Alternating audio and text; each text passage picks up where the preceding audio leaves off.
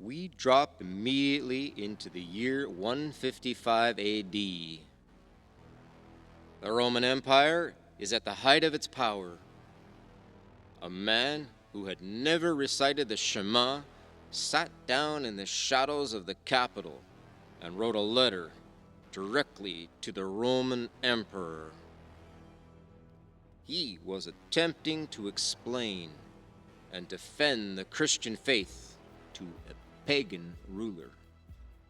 But to do so, he had to translate Jewish concepts for a Roman mind.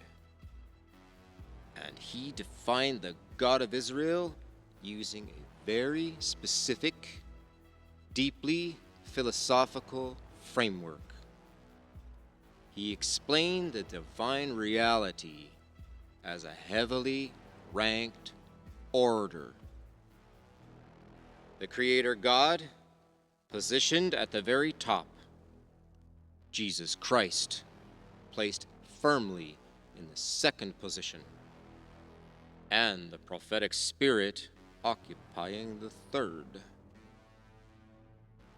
He did not describe this as a historical timeline of events.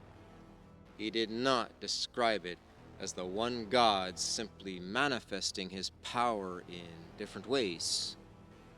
He presented it as a fixed, literal, three-tiered cosmic hierarchy.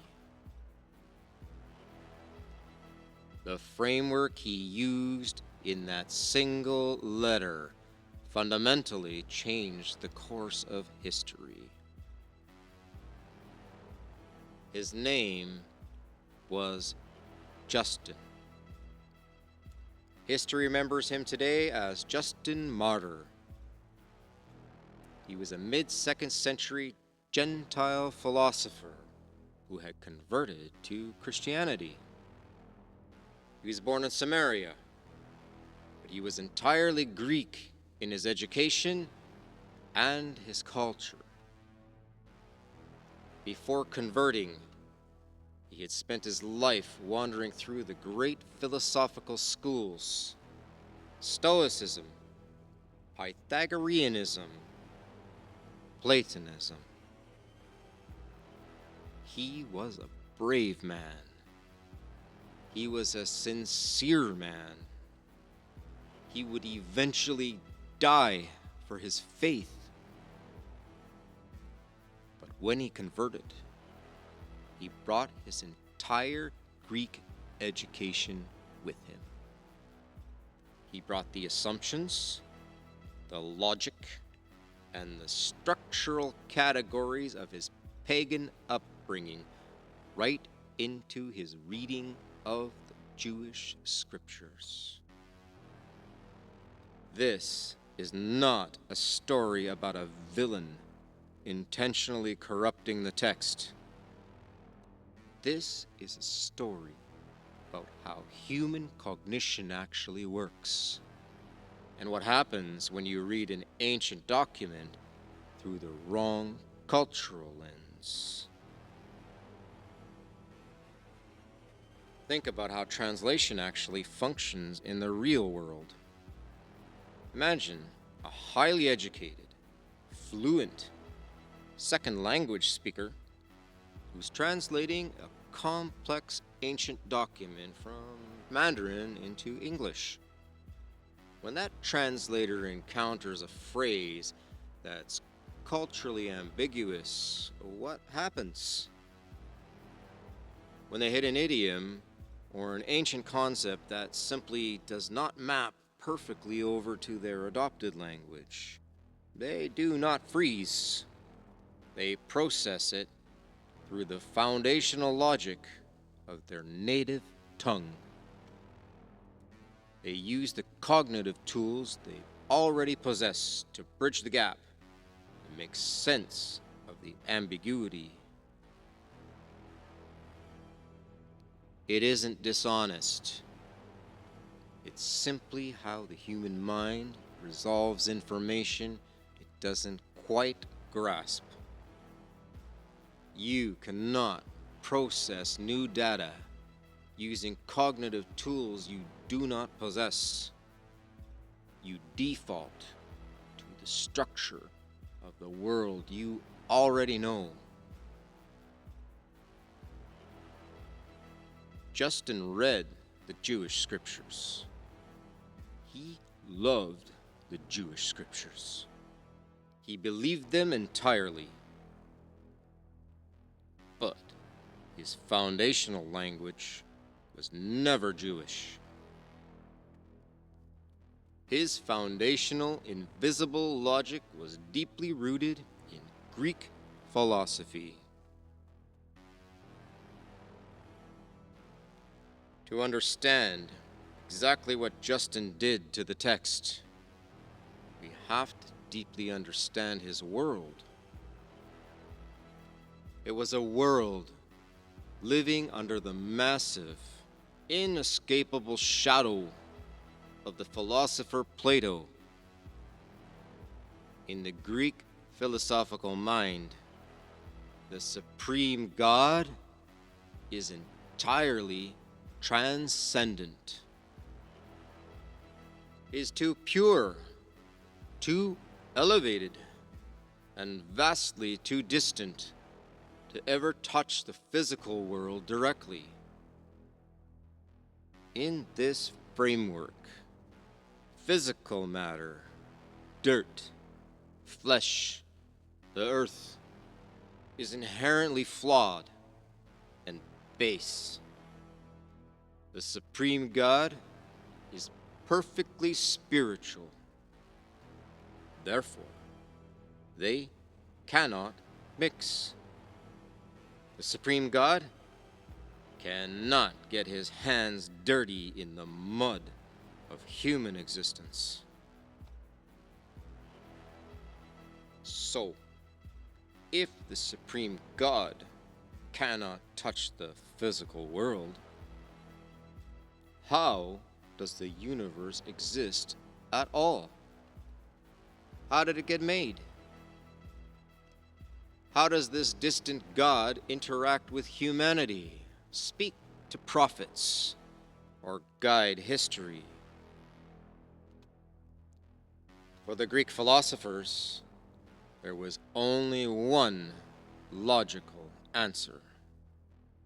Because God is too pure to touch the dirt, there absolutely must be intermediaries. There had to be a divine hierarchy flowing downward from the supreme God, a series of emanations, secondary powers that could bridge the massive cosmic gap between the perfect distant creator and the messy physical reality of Earth. They often called this secondary power the demiurge, a lesser active craftsman. This was the intellectual water that Justin swam in every single day. It was the unquestioned, invisible architecture of his mind. This framework wasn't just Justin's personal, private idea. It was the dominant school of thought in the educated Mediterranean world at that exact time. It was called Middle Platonism. Middle Platonism demanded a buffer between God and creation.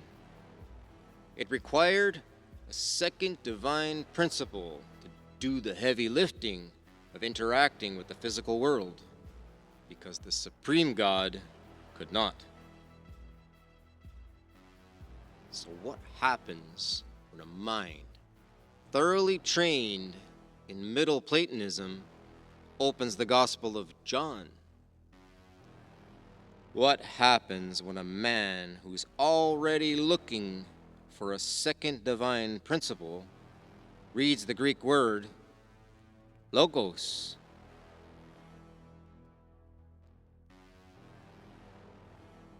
When a first-century Jewish mind read the word logos, they heard God's own spoken word. They thought of Genesis.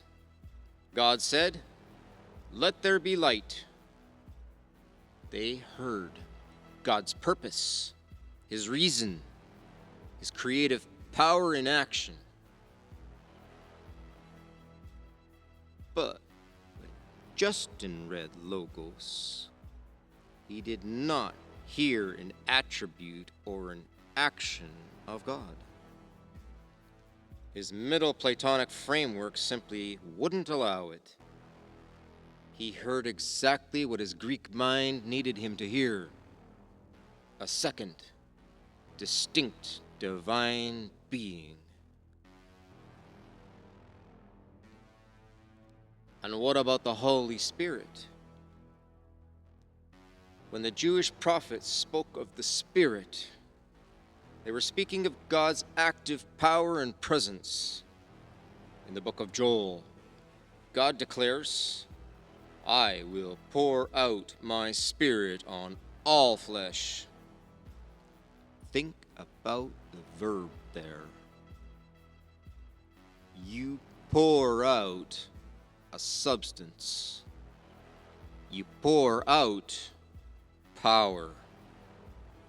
You do not pour out a person.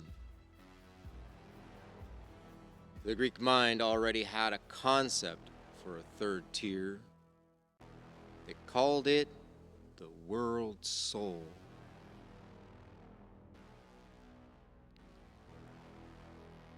Justin's philosophical lens needed that hierarchy. First, second, third. When he read about the Spirit of God, he didn't see an action or a direct extension of the one true God.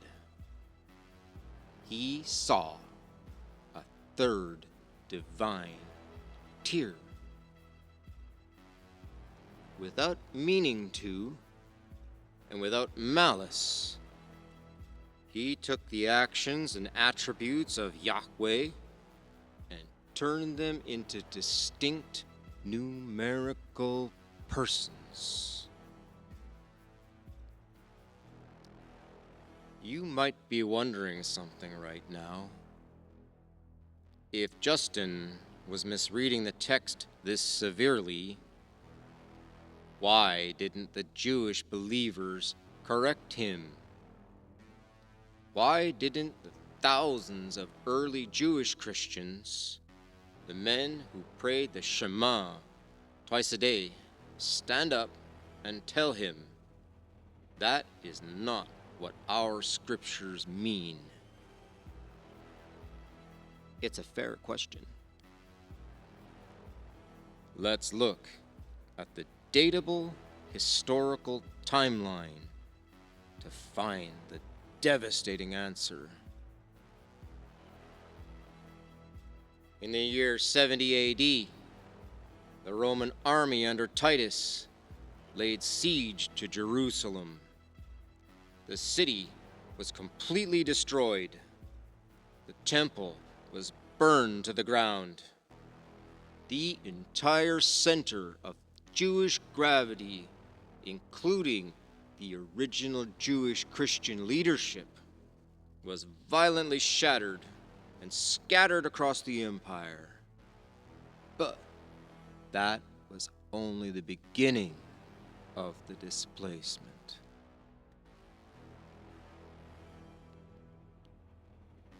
60 years later, the Bar Kokhba revolt exploded. From 132 to 136 AD, the Jewish people fought the Roman Empire one last desperate time. And they lost catastrophically. The Roman Emperor Hadrian didn't just defeat the rebellion. He leveled Jerusalem entirely. He renamed it Aelia Capitolina, and he legally banned all Jewish people from ever entering the city limits under penalty of death. The early church historian Eusebius documented exactly what this meant for the church. He records that from the time of the apostles until the Bar Kokhba revolt, there were 15 consecutive circumcised Jewish bishops in Jerusalem. 15 leaders who understood the biblical text in its original, strictly monotheistic Jewish framework. And then, abruptly, the list stops forever. Because of the Roman ban, the Jewish bishops were permanently exiled. Gentile bishops immediately took their place.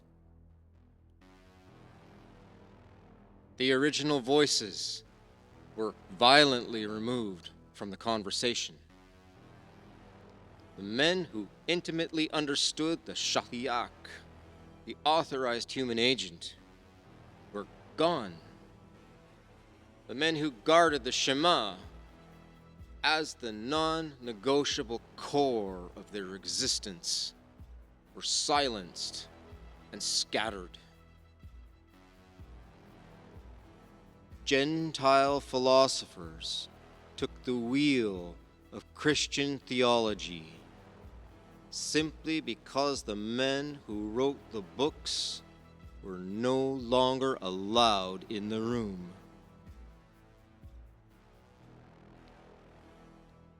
Which brings us right back to the door.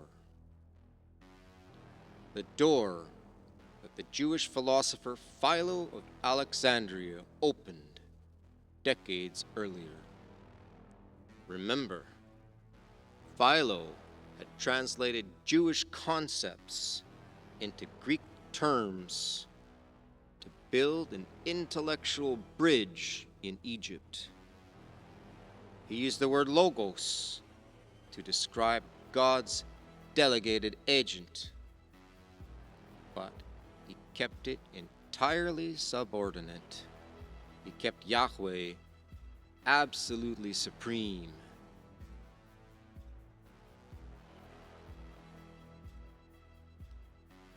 Justin Martyr was the generation that walked right through that exact door.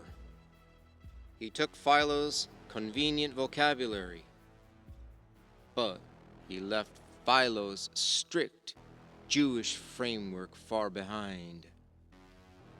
The vocabulary of Logos theology was taken from its subordinate framework and elevated into ontological, Platonic categories, completely foreign to the original Jewish authors.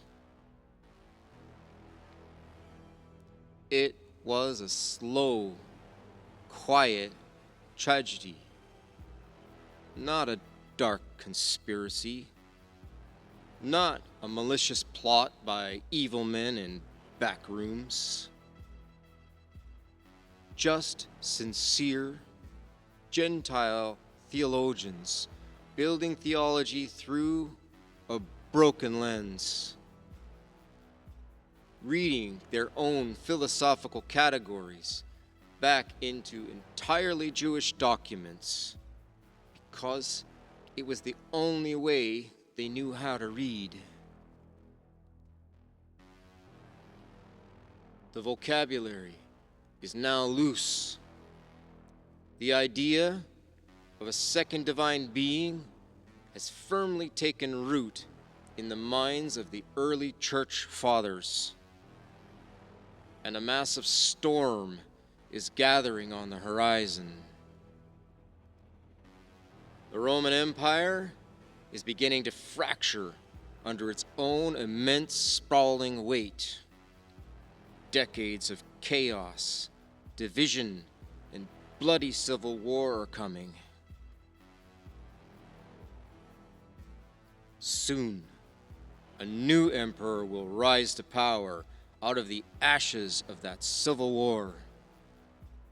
An emperor with a fracturing empire who desperately needs a single, unified religion to hold his power together. Because when political necessity meets theological drift, everything changes. Walk in truth.